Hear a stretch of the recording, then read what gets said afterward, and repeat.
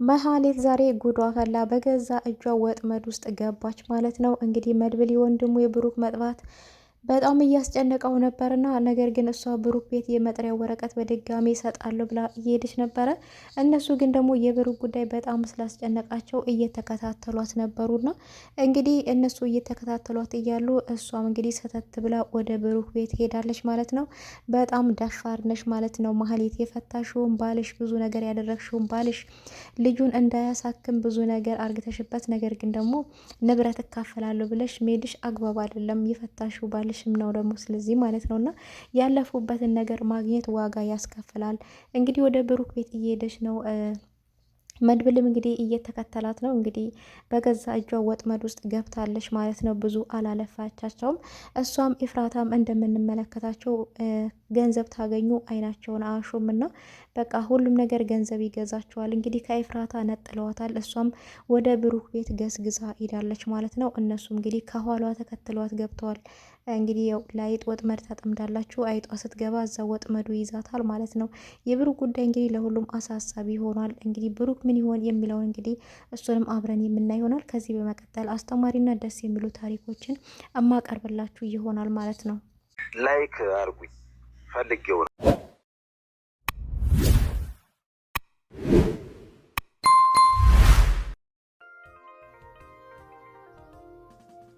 ከፊቱ ዞር በላ። አንድ ዝሆን ገላውን በወንዝ ውሃ ታጠበና መንገድ ይጀምራል። ከመሻገሪያው ድልድይም እንደደረሰ አንድ መላ አካሉ በጭቃ የተጨማለቀ አሳማ ከፊት ለፊቱ ሲመጣ ይመለከታል። ይህን ጊዜም ዝሆኑ ዞር በማለት አንዱን ጥግ ይዝና በጭቃ የተጨማለቀውን አሳማ ያሳልፍና መንገዱን ይቀጥላል። ከቆይታ በኋላም አሳማው በእብሪት ተወጠረና ለጓደኞቹ አያችሁ አይደለም ምን ያህል ትልቅ እንደሆንኩ፣ ዝሆን እንኳን ሳይቀር እኔን ስለሚፈራኝ ጥግ ይዞ ያሳልፈኛል ይላል። ታዲያ የአሳማውን ንግግር የሰሙ ጥቂት ዝሆኖችም ጓደኛቸውን አሁን ያደረከው ነገር ከፍርሃት የመነጨ ነው ሲሉ ይጠይቁታል። ዝሆኑም ግን ፈገግ ብሎ እንዲህ አለ፣ አሳማ በቀላሉ በእግሬ ልጨፈልቀው እችል ነበረ። ይሁንና እኔ ንጹሕ ስለሆኑ አሳማ ግን ሲበዛ ቆሻሻ ነበር። እሱን ለመጨፍለቅ ብል እግሬ ይቆሽሽብኛል። እናማ ይህን ሽሽት ነበረ ከፊቱ ዞር ያልኩት ይላቸዋል። የምትመዘዝን ነፍስ እንደ ዝሆን ናት። ከፍርሃት የመነጨ ስሜት ሳይሆን ከቆሻሻ ወይም ከግርድ ሀሳብ ራስን ለመጠበቅ ስትል ከአሉታት ጋራ ለሚኖሩ ግንኙነት ራስን ታሸሻለች። በመሆኑም ቆሻሻ የወረደ ሀሳብ፣ ተራ ወሬ፣ ስድብና ጥላቻ በቀላል ለማስወገድ ይቻላታል። የገጠመህ ነገር ወደ ኋላ እየተውክ ወደፊት ብቻ ተራመድ። ለእያንዳንዱ አመለካከት፣ አስተያየትና ሁኔታ ምላሽ መስጠት አይጠበቅብህም። ሁሉም ሰው ሆነ ሁሉም ነገር ጊዜውንና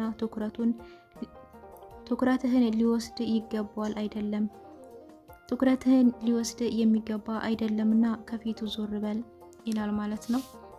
እንግዲህ ደስ የሚልና አስተማሪ ታሪክ ነው። ሁሉም ነገር ትኩረታችሁን እንዲያወስድባችሁ፣ ጊዜያችሁን እንዲያወስድባችሁ መጠንቀቅ አለባችሁ ማለት ነው። ዞር ማለት ካለባችሁ ዞር በሉ፣ መጋፈጥ ካለባችሁ ደግሞ ትጋፈጣላችሁ ማለት ነው። ግን ለሁሉም ነገር ላገኛችሁት ነገር ሁሉ ትኩረታችሁ መስጠት የለባችሁም እንግዲህ የሚል ነው የሚያመለክተው ማለት ነው ይሄ። እሺ ቀጣይ ደግሞ የአሳ ፍቅር ይላል። የአሳ ፍቅር አንድ ወጣት የሰራውን አሳ በችኮላና በጉጉት እያጣጣመ ሲበላ አንድ አዛውንት ለምንድን ነው ይህንን አሳ እንደዚህ በጉጉት የምትበላው አሉት። ወጣቱም አሳ በጣም ስለምወድ ነው አለ። አዛውንቱም አሳ ትወዳለህ? ለዚህ ነው ከሚኖርበት ውሃ ውስጥ አውጥተ እየበላከው። እባክህን አሳን እንደምትወደው አትንገረኝ። የምትወደው ራስህን ነው።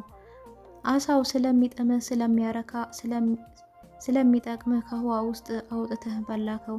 የወደድከው የጠቀምከው ራስህን እንጂ አሳውን አይደለም።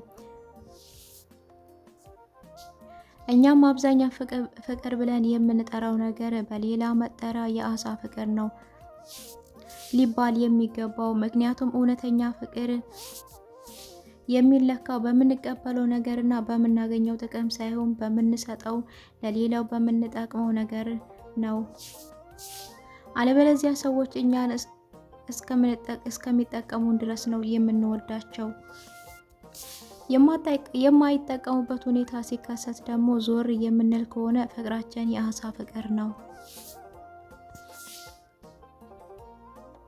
ምን ሆነሽ ነው? አንዲት ኮረዳ ወጣት ከዛ ማዶ ውሃ እየቀዳች በርቀት የተመለከታት አንድ ወንድ ጠጋ አላትና እስኪ ንገሪኝ የሴቶች ተንኮል ምን ያህል ነው ሲል ይጠይቃታል። እሷም በከፍተኛ ድምፅ ጩኸቷን አሰማች። ልጁም ደነገጠና ምን ሆነሽ ነው በማለት ጠየቃት። እሷም እንዲህ አለችው፣ ሊደፍረኝ ነው ብዬ ለሰዎች እነግራለሁ፣ ሰዎችም ይገሉሃል አለችው። እሱም እንዲህም አለ እንዴ? ጥሩና አስተዋይ መስለሽኝ ግራ የገባኝን ነገር ልጠይቅሽ እንጂ ባንቺ ላይ ክፉ ነገር መስራት አስቤ አልነበረም አላት። እናማ ሰዎች ከዛ ማዶ ተንደርድረው መጡ። በባልዲ ውስጥ የነበረውን ውሃ በራሷ ላይ ለቀቀችው። ጨዋታዋን ሰምተው የመጡ ሰዎችም ተንደርድረው ሲመጡ ምን ሆነሽ ነው ሲሉ ጠየቋት። ውሃ ውስጥ ገብቼ ይሄ ልጅ ነው ያወጣኝ በማለት ለሰዎቹ መለሰችላቸው። ሰዎችም ልጁን አመሰገኑትና ወደ ቤታቸው ተመለሱ። ልጁም ግራ በመጋባት ለምንድን ነው ይሄን ያደረግሽው ሲል ይጠይቃታል። አየህ ሴት ልጅ ተንኮሏ ይሄ ነው። ሴት ልጅ ማስገደልም ትችላለች፣ ማስመስገንም ትችላለች አለችው። እና ሴት ልጅ ስታከብር ታከብርሃለች፣ ስትንቃት ደግሞ ታስገድልሃለች። ሴት ልጅ አክብራት። ሴት ልጅ ለማክበር ምክንያት አያስፈልግም። ምክንያቱም ከፈጣሪ ለአዳም ልዩ ስጦታ የተሰጠችው ሴት ናትና ይላል ማለት ነው። እንግዲህ ይሄ ታሪክ በጣም የወደድኩትና አስተማሪ ነው ማለት ነው። ምን ሆነሽ ነው የሚለው ነው እንግዲህ ታሪኩ ማለት ነው። የሚገርም ነው እንግዲህ እሱ የተጠጋት ሴት ልጅ ተንኮሏ እስከምን ድረስ ነው ብሎ ለማወቅ ነበረ። እሷ ግን የሴት ልጅ ተንኮልን በተግባር ነው ያሳየችውና እንግዲህ እነኛ ሰዎች ተንደርድረው እንደመጡት እውነት ሊደፍረኝ ነው ብትል ኖሮ ሰዎቹ ይገሉት ነበረ። እሷ ግን ብልህ ስለሆነች የቀዳችውን ውሃ ባልዲውን እንግዲህ በራሷ ላይ ገልብጣ ምን ሆነሽ ነው ሲሏት እሷ መልሷ ምንድነው የሆነው ውሃ ውስጥ ገብቼ ህይወቴን አተረፈኝ ብላ አስመሰገነችው ማለት ነው። እና ሴት ልጅ ማስገደልም ማስመዝገንም ትችላለች። ሴት ልጅን ማክበር ግዴታ ነው ማለት ነው። እንግዲህ ያው ሴት ልጅ ከፈጣሪ የተሰጠች ልዩ ስጦታ ስለሆነ ሴቶችን ሁላችሁ ማክበር ግዴታ አለባችሁ ማለት ነው። ውዴታ ሳይሆን ከግዴታም ጭምር ነው። ሴት ልጅ በብልህ ካልሆነ በእልህ ከሄዳችሁባት በነገራችን ላይ ሴት ልጅ ማሸነፍ አትችሉም በፍጹም ማለት ነውና ይሄ በጣም የወደድኩት ለየት ያለ ታሪክ ነው ማለት ነው። ቀጣይ ደግሞ የውሻ አመጽ ይላል። አንድ ወቅት ከዕለታት አንድ ቀን ውሾች የተመካከሩ። ምክራቸውም እኛ ብርድ እየጠበጠበን የሰው ልጅ ንብረትን እንጠብቃለን፣ እነርሱ ግን በሞቀ ቤታቸው እያደሩ ለእኛ ፍርፋሪና አጥንት ይወረውሩልናል። ስለዚህ ጩኸታችንን ትተን አርፈን መተኛት ይበጀናል የሚል ነበረ። በዚህ ምክር ተስማምተው ተኝተው ሳሉ አንድ ቀን ሌባ መጣ። በሰፈሩ ቡፍ የሚል ውሻ አልነበረም። ያ ሌባም በጨለማ ደህና በግ አገኘው ብሎ አንዱን ወፍራሙ ውሻ ተሸክሞት ሄደ። ከዚያም ጊዜ ጀምሮ ውሾች ለራሳቸው ብለው ሲጮኩ ይኖራሉ። ጨው ለራስ ስትል ጣፍጥ ይልሃል፣ ይሄ ነው ይላል ማለት ነው። እንግዲህ ውሾች አመፀው ነበረ እና ባለቤቶቹ ባለ ንብረቶቹ በሞቀ ቤታቸው እየተኙ እኛ እንዴት ውጪ ላይ እየተኛን ብርድ እየጠበጠበን የነሱን ፍርፋሪ እየበላን እንኖራለን? አንጨውም፣ ከዛሬ ጀምሮ አንጨውም ብለው እንግዲህ ተግባብቶ ነበረ። ሌባው ሲመጣ ግን የውሻውን ተሸክሞት ሄደ ማለት ነው። ዛሬ በጣም ጥሩ በግ አግኝቻለሁ ብሎ ሽክም ብሎት ሄደ። እዚህ ጋር ማን የተጎዳው? ውሻውን የተጎዳው ማለት ነውና ጨው ለራሱ ስትል ጣፍጥ ነውና ውሻም ለራሱ ሲል ይጮሃል ማለት ነው። በቀጣይ ያማል ቅኔው ትላላችሁ። በምታየው ነገር አትታለይ። ባልና ሚስት ወደ አንድ የእንስሳት ማቆያ ፓርክ ለጉብኝት ይሄዳሉ። መጀመሪያ አንድ ወንድ ዝንጀሮ ካሉ ሴት ዝንጀሮ ጋራ ሲጫወቱ ያያሉ። ሴትየዋም ለባሏ ምን አይነት ፍቅር ነው መተሳሰባቸው ልክ እንደ ሰው ነው አለችው በመገረም። ከዛም ጉብኝታቸውን ሲቀጥሉ ሌላ አንድ ወንድና ሴት አንበሳ ጎን ለጎን ተለያይተው ተቀምጠው አዩ። አየህ